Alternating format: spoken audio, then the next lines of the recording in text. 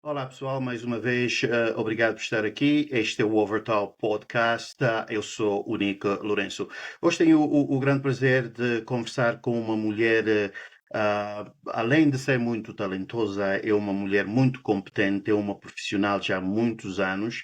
Ela é brasileira, está na diáspora, ela é poeta, escritora, desculpa, ela é poeta, escritora, romancista, ensaísta e também psicanalista. Eu estou a falar da Eliana Marques. Eliana, como é que está? Nick, eu estou muito bem, melhor agora, nessa participação no Overtop Podcast.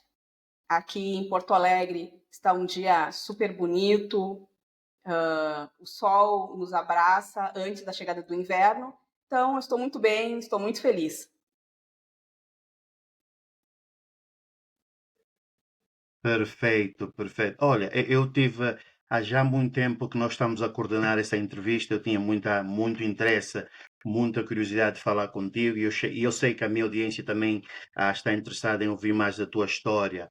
E uma das coisas que eu queria abordar primeiro para falar de si é saber um bocado como é que tudo começou, Eliana. A Eliana nasce em Santana do Livramento, no Rio Grande do Sul, aí na fronteira com o Uruguai. Fala-nos um bocado das memórias que tem deste lugar antes de ter mudado para Porto Alegre, onde vive agora. Fala-nos um bocado deste tempo, Eliana. Eu nasci, então, nesta fronteira entre o Brasil e o Uruguai, na parte mais meridional do Brasil. Isso me coloca numa posição sociopsíquica, eu diria, diferenciada com relação às mulheres que nascem em outras partes do Brasil. Inicialmente, porque eu já saio da barriga da minha mãe tocada, tanto pelo português, como diz a nossa grande intelectual Lélia Gonzalez, essa língua portuguesa já transformada e já constituída por elementos de línguas bantus, como quimbundo, por exemplo, iorubá, mas também pela língua. Então, eu já apareço dividida entre duas línguas, mas também unida por 3, 4, 5 línguas que compõem essa améfrica de que, novamente, vou citar Lélia Gonzalez. Então, entre Livramento e Rivera, existe apenas um pé que ultrapassa uma fronteira, que abraça um outro lugar, uma outra tradição, uma outra cultura. Então, eu morei até mais ou menos 18 anos em Santana do Livramento. Depois, como eu queria estudar e aquela fronteira não oferecia as oportunidades para o estudo, eu me mudei para a cidade de Santa Maria, onde morei alguns anos com meu irmão estudando comunicação. A minha preocupação, digamos assim, a minha neurose, Nick, inicial era com o sustento, com a vida, no sentido material, onde eu vou morar, o que eu vou comer, como eu vou me vestir, porque geralmente para as mulheres negras no Brasil existe aquilo que em louças de família, por exemplo, eu chamo de um destino. Há um destino que é o trabalho doméstico, quer numa casa de família, que agora é um conceito, casa de família, quer atualmente em instituições que empregam mulheres negras no serviço terceirizado. E não há problema nenhum no trabalho doméstico. A questão que existe é que esse tipo de trabalho é ou era o único trabalho a nós destinado. Um trabalho com uma remuneração quase inexistente, jornadas intermináveis. Na época não havia uma legislação que limitasse essa jornada de trabalho. Eu não queria isso para mim. Então, eu tentei sair dessa fronteira, porque essa fronteira Ok. também representava um pouco isso. Então, eu tentei sair dessa fronteira, fui para Santa Maria estudar comunicação social e, na época, eu fazia vários concursos. Fiz um concurso para a Secretaria da Fazenda do Estado do Rio Grande do Sul, para o nível médio. Aí passei ali em terceiro, quarto lugar, abandonei a universidade e fui morar na cidade de São Gabriel, que é uma outra cidade da região da Campanha. E ali eu fiquei durante alguns anos, concluir a faculdade de Direito, porque eu deixei, então, a comunicação social, ingressei na faculdade de Direito enquanto trabalhava.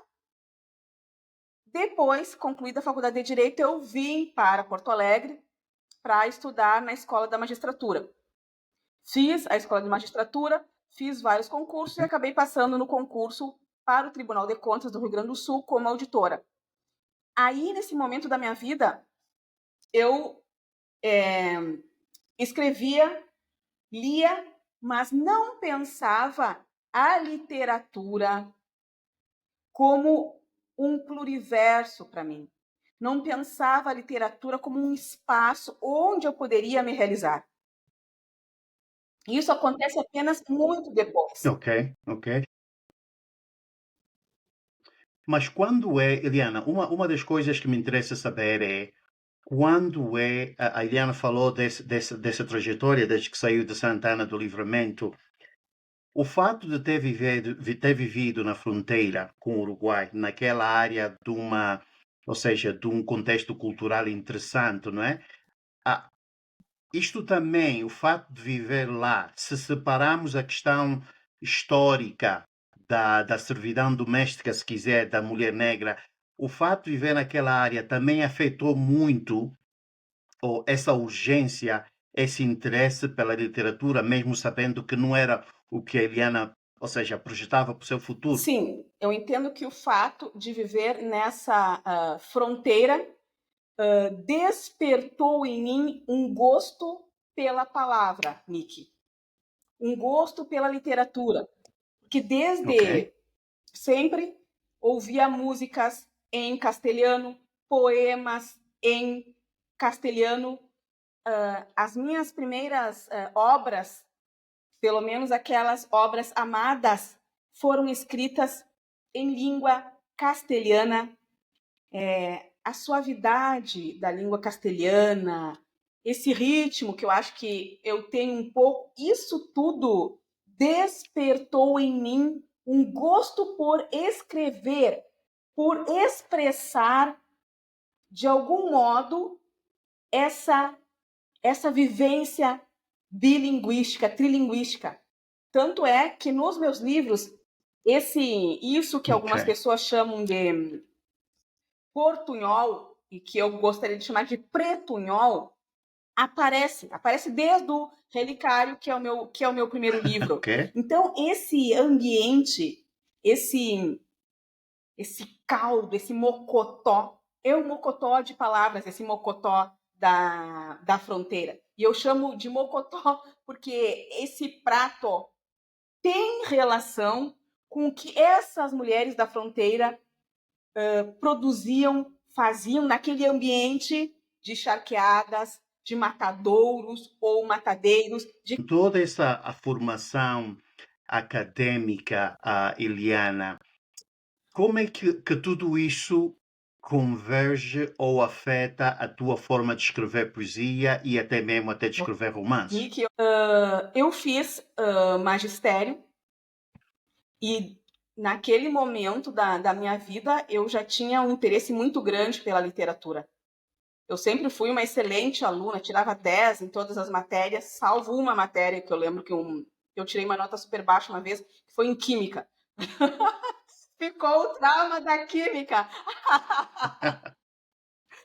E lembro que eu e minhas colegas escrevíamos versos, colocávamos no quadro e as professoras, os professores cobravam muito que nós falássemos em sala de aula. Nós tínhamos que estudar, estudem Paulo Freire, livro Pedagogia do Oprimido. Então, nós tínhamos que ler o livro e falar sobre o livro em sala de aula. Veja que aí nós já temos começamos a ter uma relação com a literatura, porque embora, digamos assim, estejamos falando do campo da educação, ao me apropriar desse texto, por exemplo, do Paulo Freire. Ao ter que falar, eu já trazia elementos da literatura para a minha fala, para a minha apresentação. Então, o magistério, em Santana do Livramento, eu estudei num colégio que chamava o Colégio Santa Teresa de Jesus, comumente chamado de Colégio das Freiras. Esse colégio, ele incentivou muito o meu gosto pela literatura, pelo tipo de didática, pela relação com a palavra. Não, as alunas precisam ler, precisam falar, precisam expor. Depois, sempre movida, por isso que eu te disse, de uma preocupação com o sustento, eu fiz a faculdade de pedagogia, que naquela época o curso durava 3 anos e meio, mais ou menos. Fiz pedagogia, novamente me reunia com as colegas, vamos fazer os trabalhos, Ok. vamos ler, vamos estudar. Ah, lembro, Nick, que na época, olha só, na época, eu escrevi uma peça de teatro com outras colegas, dirigi uma peça de teatro e depois nos apresentamos onde? No Teatro Municipal de Rivera. Veja a pessoa metida, escrevendo peça, dirigindo e apresentando no Teatro Municipal de Rivera. Eu lembro que foi num congresso de professores. Então, veja, aí no magistério já aparecia essa relação também com algo da literatura. Na comunicação social, eu já estava mais envolvida com pesquisa. Eu não lembro bem, eu participava de um grupo de pesquisa, não lembro muito da minha relação Ok. com a literatura aí.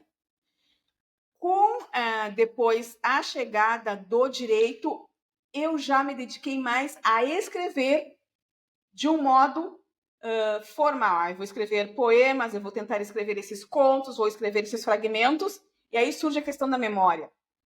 Neste momento, me assaltam histórias que eu ouvia, histórias familiares, histórias das vizinhas, histórias que eu ouvia nas ruas, e comecei a escrever esses fragmentos. Mas não eram histórias que me agradavam, eram histórias que eu escrevia porque algo me mandava escrever. Nesse momento, quando eu vim para Porto Alegre, Ok.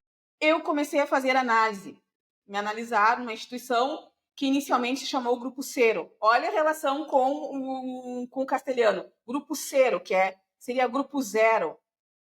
Então, era uma instituição que nasceu, Já. digamos assim, de um movimento de psicanalistas na Argentina, que depois se estendeu para a Espanha. Então, tinha relação novamente com a língua castelhana.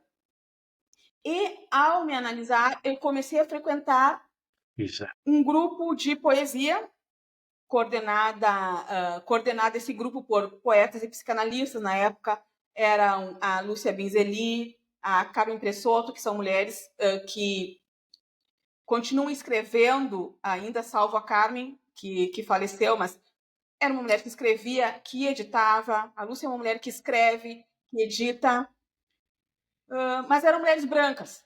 Então havia uma dimensão Ok. que eu não alcançava e que elas não alcançavam e que eu queria alcançar. Usa, usa, usa 3 tipos de idioma, ou pronto, chamemos de idioma. O portunhol, o português e também o Yoruba, não é? Ou seja, no contexto do romance, Louça de Família, era importante tocar nesses aspectos ou tem a ver muito com a licença criativa que a Liana se deu a... Me parece que tem relação com os dois elementos. Com essa licença criativa, porque ao articular essas linguagens, a escritora vai trazendo à frente uma dimensão estética para o romance. Ela sai da relação direta com aquilo que se supõe ser o real, a coisa. E, ao mesmo tempo, o contexto da fronteira traz o português, o castelhano, mas também, nesse momento, o iorubá. Porque a Tia Luma tinha relação com terreiros. Ela era uma mulher de terreiro, se canta em iorubá, onde algumas palavras são ditas em iorubá, a invocação às entidades é em iorubá. E é interessante dizer isso, Nick, que no momento da produção de louças de família, o Yorubá era o meu limite. Agora que eu saio de louças de família e vou para Guanchuma e começo a estudar e a me dar conta, a trazer para essa consciência atualizável que os povos bantus dominaram o Rio Grande do Sul por mais de 300 anos, eu me dou conta, não, o romance Guanchuma que se passa aí no século XIX, ele precisa trazer outra dimensão linguística. E aí eu estou estudando Quimbundo, vou me matricular uma aula de Quimbundo com um professor específico, eu não consegui fazer isso ainda, Uau. mas estou estudando o dicionário de Quimbundo, quer dizer, estou entrando nesse mundo que é importante, que às vezes fica apagado, porque na atualidade há uma dominância, digamos assim, do Yorubá, pelo menos em termos do que se fala. Mas a nossa língua é constituída, a língua portuguesa, pelo quimbundo. Eu usava, por exemplo, a palavra poço em Guanchuma, porque tem uma história sobre poço. Mas aí Ok. me dei conta, não, mas é cacimba. Cacimba é quimbundo. Camundongo é quimbundo. Tem uma série de palavras. Sim, isso é E são Quimbundo, palavras sim. que constituem o português. E eu não sabia disso, que vergonha não saber disso. E aí então eu estou estudando. E o livro Guanchuma, já estou te falando, talvez adiantado, não perguntaste ainda, mas a grande dificuldade do livro é colocar os personagens, o espaço-tempo nesse contexto de dominância banto. Então, é isso que eu estou fazendo agora. Antes da entrevista, eu estava escrevendo, estava Ok. estudando, estava lendo para criar essa. Hum, ok. Bem, eu quando chegava a casa, a minha avó que vivia conosco, nós chamávamos Mamã Luísa, eu era o favorito dela, né? Porque eu sou o primeiro, era o mais velho, e ela estava aí sentada à minha espera, e às vezes chegava com um amigo, e estávamos sentados, era eu, Mamã Luísa e um amigo, e ela começa a falar comigo em quimbundo. Eu entendo. Ela fala comigo em quimbundo, eu entendo, mas eu respondo em português, porque eu não sei falar quimbundo, não é? E o amigo que está ao lado começa a olhar para mim, começa a olhar para ele, e ele diz: Oh, epá, por que vocês não falam o mesmo idioma? A minha avó entende português, fala português. Mas sabe o que ela respondia? Não, eu não vou falar esta língua como o neto, porque esta é a língua dos colonizadores. Eu vou falar a língua da terra dele. Uau! Naquele momento não pareceu nada, né? Mas quando eu me lembro disso, é interessante. É interessante quando nós somos jovens, não damos valores nas nossas próprias raízes e começa a aparecer, começa a ser mais importante quando ficamos velhos. No meu caso, porque estou há muito tempo fora da minha terra, então essas memórias são interessantes, são muito pessoais e me fazem sentir mais de lá do que de cá, né? Mas pronto, era só Mas eu um gostaria de reparo que eu seguir queria nesse fazer. reparo, porque Olha, a tua ok, avó trouxe uma discussão que é contemporânea, é uma discussão promovida, por exemplo, pelo Huachongo, pelo Tino Achebe, pelo Alchoinca, há anos por Aimé Césaire, né, acerca dessa língua portuguesa, inglesa, francesa, falada, por exemplo, nos países colonizados. Essa é uma língua do colonizador ou essa língua também é nossa e nós podemos rasurar esta língua, que é o que eu mais ou menos faço, tanto nos meus poemas como nos meus romances, rasurar essa língua a nosso bel prazer, transformar esta língua. Porque o português já é uma língua transformada pelas línguas dos povos que vieram forçados exato. para o Brasil. Então, veja a sabedoria da tua avó, né, já trazendo Uhum, essa discussão para o centro da sala. E eu tenho inveja de ti. Gostaria muito que a minha avó tivesse falado quimbundo exato. comigo. Eu tenho saudade de uma coisa que eu não vi.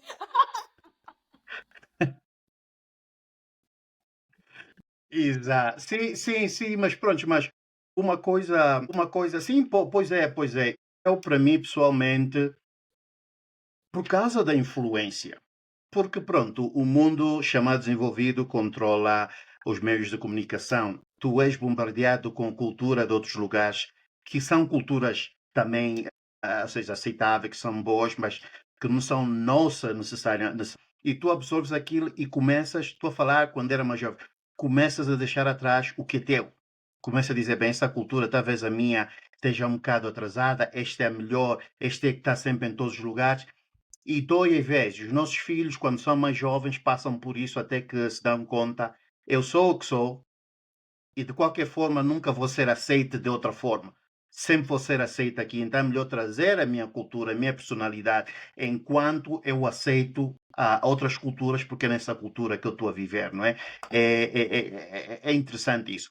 Mas uma das coisas que eu te queria perguntar, isto acontece em muitos lugares, que é a transformação do idioma ou adaptação do idioma às nossas próprias histórias, nossas próprias lutas, se quiser, não é? Neste caso estamos a falar da luta antirracial.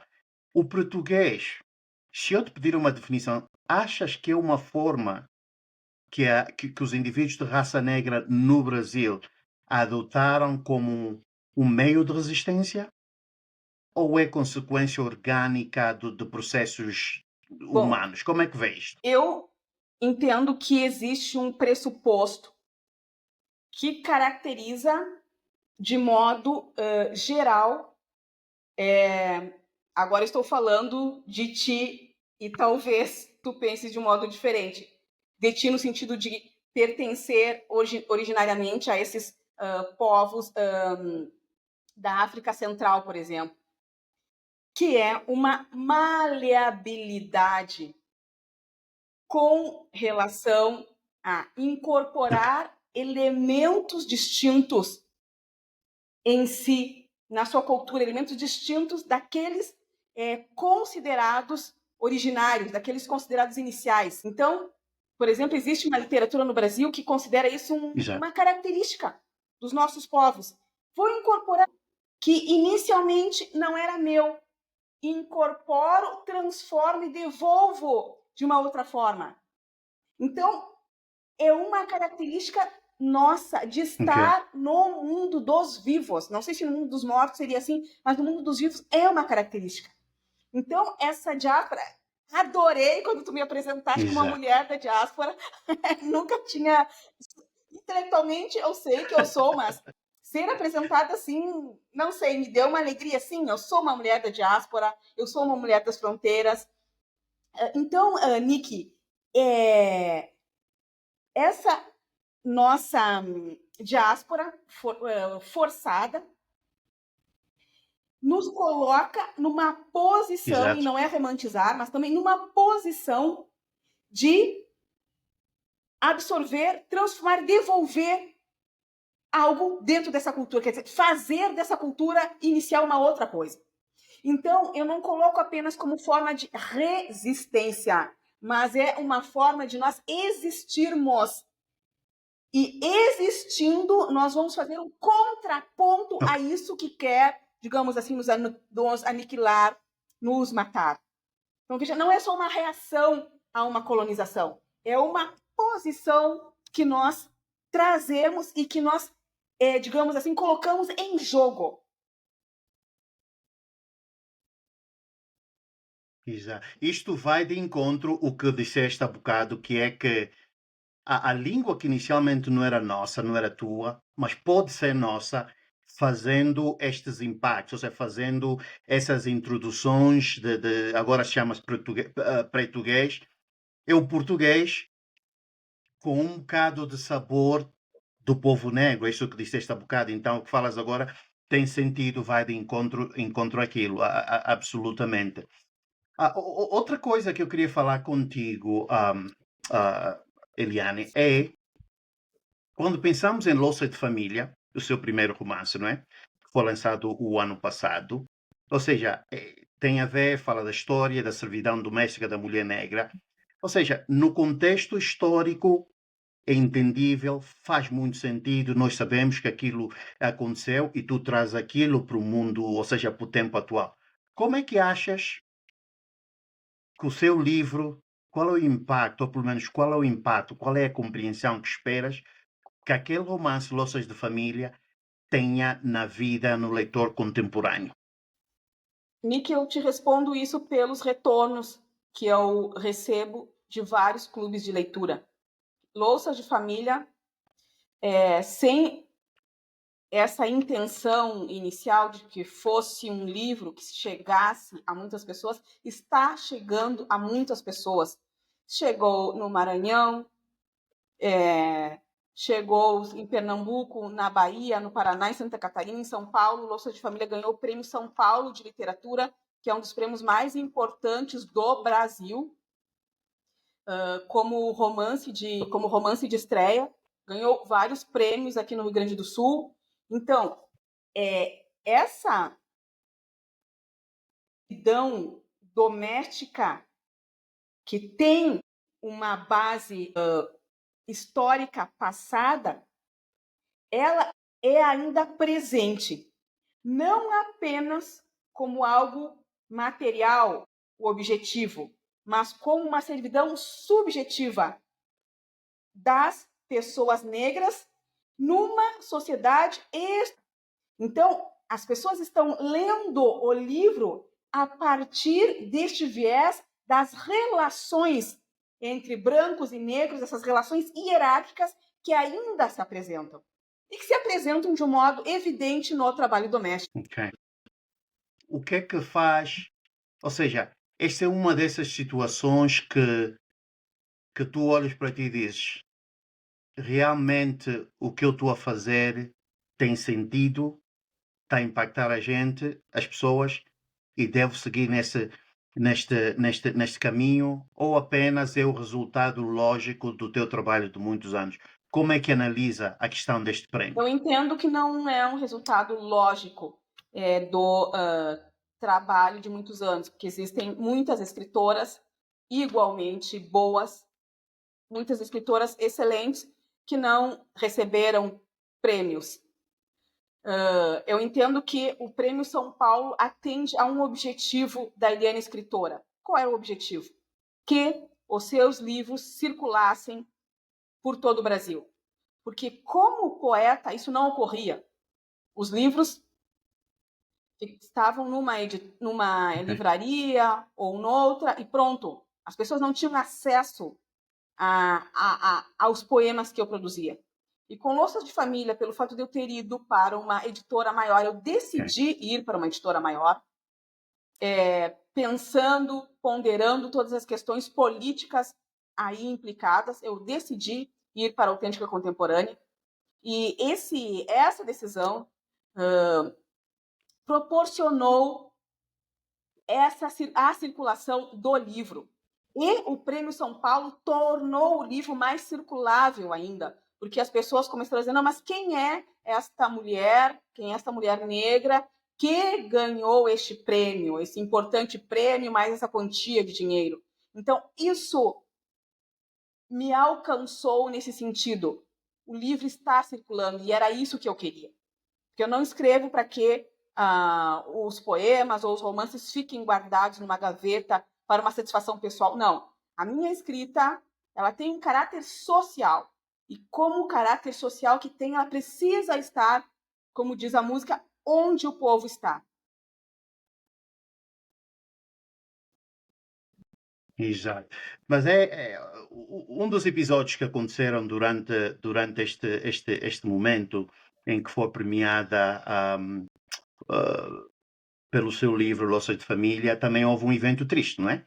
Que a Eliane teve que protestar comentários racista que veio, ou seja, da parte do presidente da Academia Rio Grandense de Letras. Falamos um bocado deste momento, como é que se sentiu e porque é que viu a necessidade de ser a primeira, mesmo tendo em conta o facto de que havia muitas pessoas aí na audiência, quase que todo mundo deixou passar.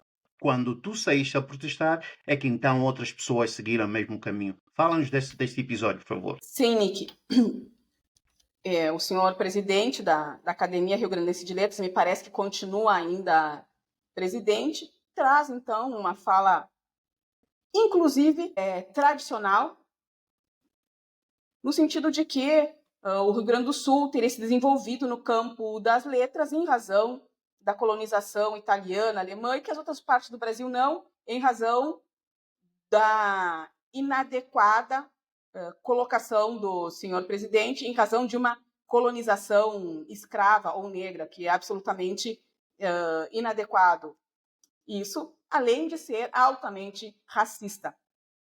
Obviamente que eu ouvi e fiz uma interferência inicial no meio da fala dele, dizendo: olha, senhor presidente, de uma forma muito educada, porque nós, pessoas negras, precisamos nos esforçarmos muito, porque nós temos que ouvir uma violência e responder de um modo adequado a esta violência.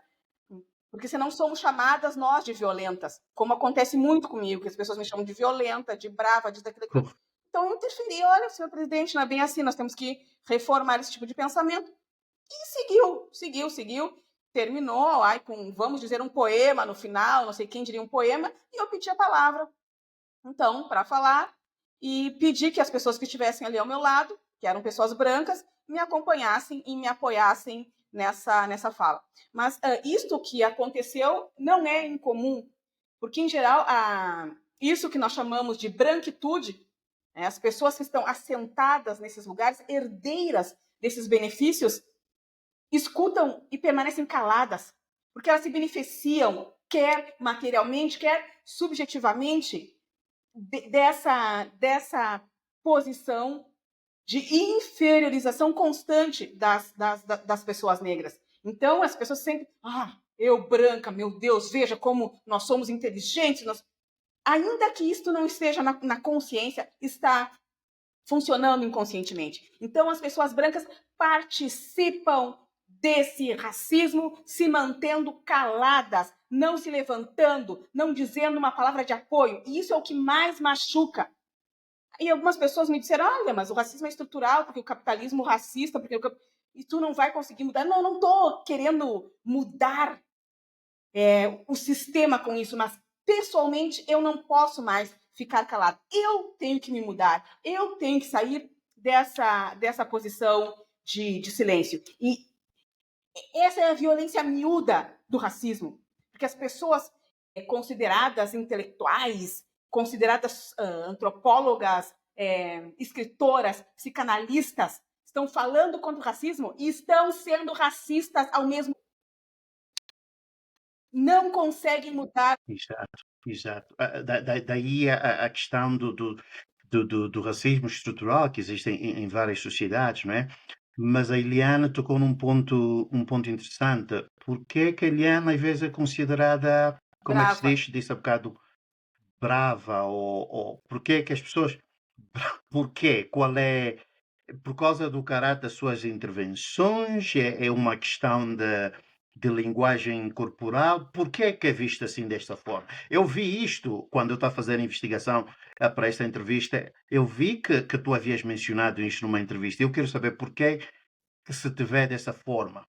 E acho eu que é do ponto de vista de pessoas de raça branca, não é? Geralmente, agora foi tão emocionante, eu vou contar, que eu estive em Manaus, num evento chamado Navegar é Preciso. A maioria das pessoas que estavam assistindo ao evento, no sentido dos encontros literários, a maioria eram pessoas brancas, mas as pessoas tinham lido o livro Louças de Família. Homens brancos haviam lido Louças de Família, haviam lido Bell Hooks, Lélia Gonzalez e outras intelectuais, para voltar para essa questão do racismo. Então, eu estive agora num evento em Manaus, cuja a audiência para os encontros literários era formada, a maioria, por pessoas brancas, e me impressionou que essas pessoas tinham lido Louças de Família, tinham lido várias autoras e autores negros e vieram conversar, e vieram dizer que gostaram do meu modo de falar, que gostaram do meu ritmo, que gostaram do modo como eu me posicionava. E pela primeira vez eu não ouvi coisas assim: mas como tu é brava, como tu é isso, pela primeira vez. Então, ou eu mudei, ou estou falando com pessoas que podem suportar alguém que fale de um modo diferente delas, que fale de um modo direto, que não fique nhanhanhã, numa coisa blasé, totalmente sem sal e sem açúcar. Eu não sou sem sal e sem açúcar. Eu sou uma pessoa que sente as coisas e que falo a partir daquilo que sente. Então, me parece que essas falas, aí como tu é brava, aí como tu isso, como tu aquilo, advém de sentirem uma mulher negra deslocada daquele lugar que é pensado para elas, que é um lugar de cabeça baixa, que é um lugar de ter medo de falar o que tiver que falar. Então, quer dizer, a mulher negra que chega e diz alguma coisa, ela é pensada como brava. Por que ela é pensada como brava? Bom, porque para essas mulheres não existe outro adjetivo. Não existe outra forma de as qualificar, porque a branquitude está acostumada, e eu nem gosto dessa palavra, vamos dizer assim, que faz parte dessa tradição de branquitude pensar as mulheres desse modo. Mulheres que só dizem, sim, senhora, muito obrigada, ai, graças a Deus. Eu não digo, sim, senhora, muito obrigada, nem graças a Deus. Para reclamar justamente por alguma coisa, é vista exatamente desta forma, que se chama Hungry Black Woman. É uma coisa que está tão interiorizada e é como tu disse, tem razão. Até quando és violentada, pronto, não estamos necessariamente a falar fisicamente, mas até quando é violentada, ou seja, verbalmente ou socialmente, ainda tens que ser tu a vítima, até cuidado como é que responde. Até cuidado como é que te defendes, porque senão podes acabar sendo o culpado ou a culpada em cima da violência que é exercida contra ti. Não é? É triste, Sim, mas é a realidade. talvez seja o que se chama de Olha, Eliane, misoginia eu queria falar antinegra, um não é? bocado. Misoginia antinegra. Sim, sim. Exogeniante, né? Exatamente, exatamente. Olha, como é que vê, já tocou um bocado nisso, como é que vê o estado das relações raciais no Brasil, quando tu comparas, se puderes comparar com o que passa na Europa, o que passa nos Estados Unidos, como é que vês o estado das relações raciais aí no Brasil atualmente? Eu acho que eu não tenho condições de comparar, Nick, Brasil com a Europa ou Estados Unidos. O que eu posso dizer é que, no Brasil, as ações afirmativas que chegam bem depois dos Estados Unidos, as ações afirmativas que visam garantir outros lugares para pessoas negras, especialmente, elas provocaram uma modificação e continuam provocando uma modificação. Mas essas ações afirmativas, elas advêm de uma luta dos Ok. movimentos negros, dos movimentos de mulheres negras. Tanto é que hoje a juventude, ela pode pensar em continuar, em seguir uma carreira de escritora, sem ter que passar por agora faz pedagogia, agora faz direito, agora faz jornalismo, agora faz aquilo, sem ter que ser assombrada por essa necessidade de lutar o tempo inteiro pela sua sobrevivência. Ainda há isso, mas em termos de pensamento de futuro, essas ações afirmativas trazem essa possibilidade. Existem pessoas negras, especialmente jovens negros, sendo assassinados o tempo inteiro no Brasil. A violência contra mulheres negras, a violência contra mulheres trans, especialmente negras, isso continua. Mas existe um movimento contrário a isso, não de toda a sociedade, mas atualmente de parte do Estado e de uma parcela dessa sociedade no sentido de combate a isso.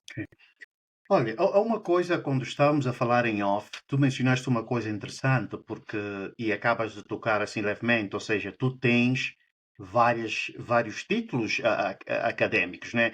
Psicanálise, tocaste pedagogia, tocaste direito, mas também disseste que algum tempo atrás o serviço público era a única, se não uma das poucas oportunidades que terias de conseguir, prontos, sobreviver aí como profissional no Brasil. Falas um bocado a respeito disso. Eu estou trabalhando num podcast, dirigindo um podcast sobre a história de um terreiro aqui em Porto Alegre. E a personagem principal dessa história conta que a mãe dela, uma mulher que hoje tem mais ou menos 84 anos, dizia para ela, essa personagem principal é mais velha do que eu, ela dizia, olha, fulana, existem duas possibilidades para ti. Ou tu vai ser faxineira ou professora. Uma das duas. Tu escolhe. E essa personagem principal escolheu ser professora, porque professora em escolas públicas, porque ela poderia fazer concurso, passar nesse concurso e não estar subjugada a um senhor ou uma senhora branca que reproduziriam as relações escravocratas. Então, inclusive, essa senhora dizia algo que não é muito bonito dizer, mas que eu ouvi, inclusive, olha, ou tu estuda para professora, ou tu vais limpar o banheiro das pessoas brancas. Era assim que as famílias nos diziam, era assim o letramento racial da época dessa personagem principal do podcast e também da minha época de jovem na fronteira. Então, Nick, o serviço público, inclusive como professora, porque eu fiz o magistério e depois fiz pedagogia, era pensado, eu não direi assim, era isso que ocorreu. Não, era tomado por mim, subjetivamente, como uma única possibilidade de me livrar dessas relações hierárquicas. Mas acontece que eu encontrei essas mesmas relações hierárquicas no serviço público. Isso foi uma ilusão. Lá também mulheres negras podem ocupar determinadas posições e homens brancos ocupam outras posições de dominância, de privilégio. E as mulheres brancas estão aí nesse meio apoiando os homens brancos no que se chama de um pacto da branquitude, ou que nós podemos chamar também de um contrato racial. Então, para mim, foi uma frustração ter ido para um lugar em que eu pensei, imaginariamente, me ver livre dessas relações hierárquicas e encontro essas relações hierárquicas nesse lugar. Então, não foi uma libertação. Foi uma reiteração de um tipo de subordinação mais sofisticada, mais, digamos assim, mais delicada, mais disfarçada. Mas está ali e continua estando. Olha, eu quero falar um bocado sobre Guanchuma, oxalá que expressei bem, Guanchuma, vamos falar um bocado de futuro, mas antes disso eu queria tocar num ponto de que tenho entendido a Eliane que a Eliane esteve envolvida num incidente, não é? Numa atividade Corre Preto recentemente em fevereiro e houve um incidente, não sei se tem a liberdade de nos falar um bocado o que é que aconteceu aí neste dia. Eu participei desse movimento em prol da saúde da população que se considera negra. Ninguém é obrigado a participar desse movimento, mas eu fui, porque eu gosto de correr, eu gosto de praticar exercícios físicos. Já ganhei, inclusive, maratona. Atualmente jogo beach tênis. Enfim, gosto de ter meu corpo em movimento. Uau. Então, eu fui participar, duas amigas. Antes da corrida, eu sou entrevistada por uma jornalista de um veículo de comunicação aqui de Porto Alegre, e essa jornalista coloca, então, a entrevista num meio de comunicação que eu não sei qual é, eu não vi qual foi esse meio de comunicação. Dali a umas 2 ou 3 semanas eu recebo no meu Instagram um vídeo totalmente transformado, em que uma determinada pessoa faz críticas ao Corre Preto, e não há problema nenhum de fazer críticas ao Corre Preto, mas me toma ali, diz que o meu jeito de falar, eu não sei se eu posso dizer isso, eu vou dizer, depois tu avalia. Eu parecia uma cabra indo para o abate em terreiro de macumba. Essa pessoa, ela retira o meu nome, Eliane Marques. Nós sabemos que a cabra, ela tem várias características positivas, que é um animal de força, mas em face desse racismo estrutural, a cabra ali, me comparar a uma cabra, tem o objetivo de me tirar deste lugar, eu vou dizer assim, que o Ocidente chama de humano, mas eu vou chamar desse lugar de banto, de pessoa, quer me animalizar, me tirar aquilo que eu conquistei, que é o meu lugar de escritora, de intelectual, de uma mulher que produz alguma coisa positiva para a sociedade. E depois essa pessoa vai adiante, né? Essa pessoa diz uma cabra indo para um abate num terreiro de macumba. Então, veja que já também desqualifica as tradições de matriz africana. Primeiro, os animais não são abatidos, eles são oferecidos. É uma outra relação com os animais. Os animais fazem parte da nossa tradição. Então, isso que aparece nesse vídeo com uma intenção de piada, na verdade, se trata daquilo que se chama de racismo recreativo. Se pega a imagem de uma mulher negra, que era a mulher mais escura que aparecia naquele vídeo, a chama de animal, desqualifica as tradições de matriz africana, lhe retira um nome, lhe retira qualquer tipo de conquista e mais, esse vídeo ele circula, ele continua ainda no ar e as pessoas estão rindo. As pessoas estão rindo. Esse vídeo tem não sei quantas visualizações. Mulheres brancas estão rindo, me chamando de cabra, botando desenho de cabra, uma cabra preta, uma cabra branca. E a pessoa que fez circular esse vídeo diz: a cabra. Veja se isso é possível. Veja se isso é liberdade. É liberdade para. Liberdade para humilhar as pessoas que são secularmente humilhadas. E aí, o Instagram não retira porque entende que não há motivo para retirar isto do ar. Então, quem tem que me mover sou eu. Tem que ir à delegacia, fazer ocorrência, tabelionato, contratar advogados, entrar com ações. Quer dizer, eu não sei. É duro, é difícil, né? É difícil ser tratado assim desta forma, não é? E emocionalmente deve estar a ser muito forte para ti.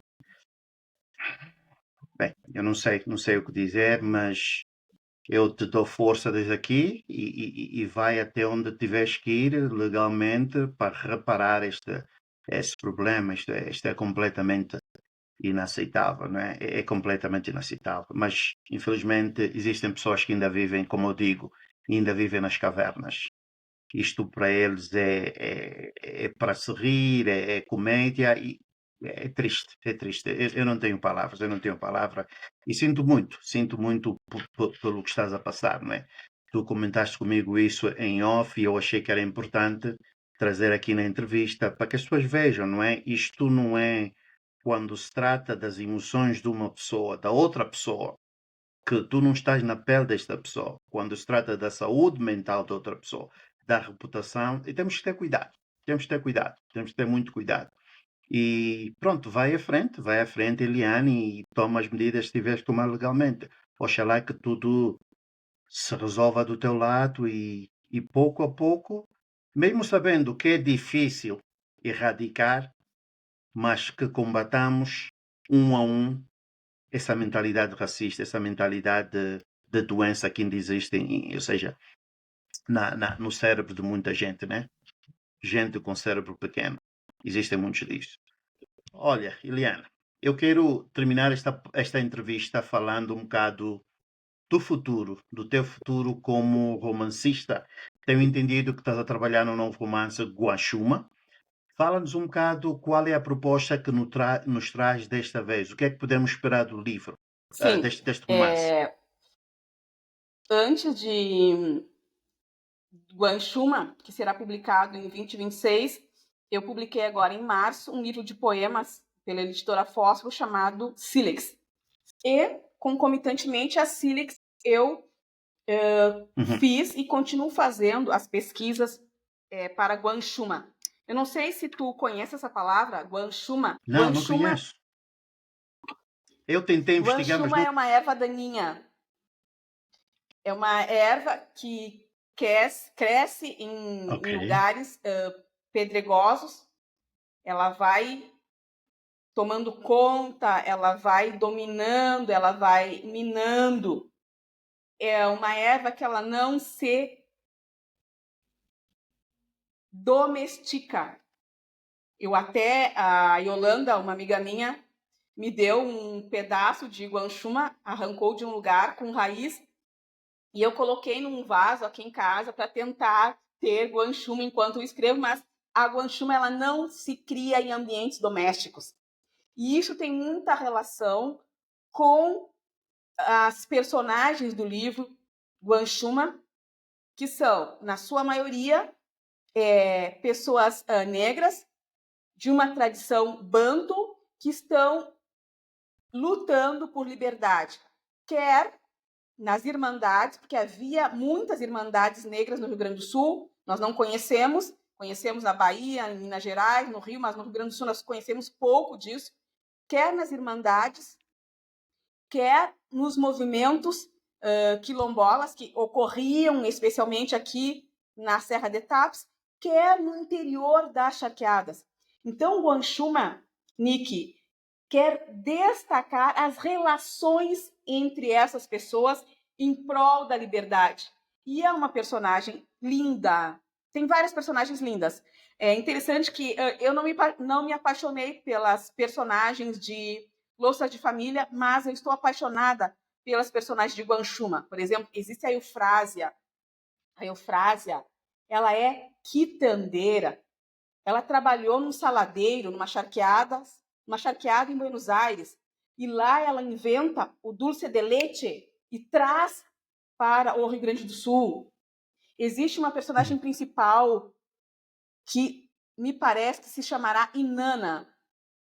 Inanna é uma atiureira. O que é uma atiureira? Ela trabalha com atiuras, que são aquelas vísceras dos animais, os miúdos, las minudências, que não eram comidas pela população branca, pelos donos das charqueadas, dos saladeiros, mas que eram entregues a essas mulheres, a essas chureiras, e elas vendiam isso e dali tiravam um sustento para si e para sua família. Então, essas personagens pouco conhecidas no Rio Grande do Sul, elas vêm para o centro do livro. E os personagens de que falou ainda já trabalhar nisso, parece ser interessante. Gostaria de poder. Sabe o que é que podemos fazer, Eliane? Quando o livro sair, depois do livro sair, podemos ter outra conversa. Se tu me permitires, gostaria de te voltar a convidar para falarmos de Guanchuma quando sair ao Sim, com público. O que é certeza. que Tu achas? pode me mandar o teu endereço nos Estados Unidos, que eu te encaminho tanto Louça de Família quanto Guanchuma. Ok. E até que eu te volte a ver, Eliana, eu te desejo continuação de muito sucesso, continuação de batalhas que seguramente vão existir. E pronto, eu sei que és uma vencedora e continuas a ter muita coragem. Se cortou um pouco para mim, mas eu agradeço e muito a oportunidade dessa conversa contigo. Foi uma conversa muito boa, uma conversa emocionante e realmente quero conversar de novo contigo sobre Guanchuma. Muito obrigada.